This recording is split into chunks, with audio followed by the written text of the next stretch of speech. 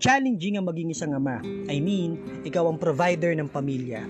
Ito ang typical na setup, pero masaya ang pagiging isang ama. Marahil ang madalas mapag-usapan ay ang mga nagagawa ng isang ina, pero it does not mean na hindi binibigyan ng value ang mga ginagawa ng isang tatay.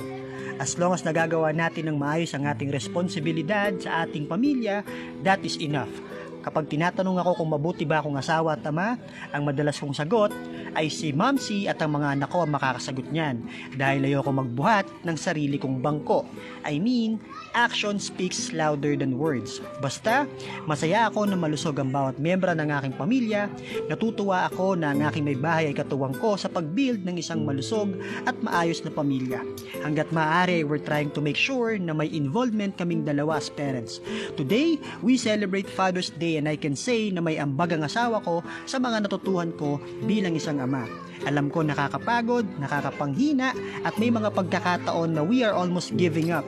Pero laban lang sa mga kapwa ko tatay, mabuhay tayong lahat. Salute sa lahat ng mga ulirang ama, tumatayong ama para sa kanilang pamilya, mga single mom na tumatayong nanay/tatay para sa kanilang mga anak at patuloy na lumalaban sa buhay. Manatili tayong malakas at malusog para sa ating mga pamilya. Muli, Happy Father's Day sa ating lahat.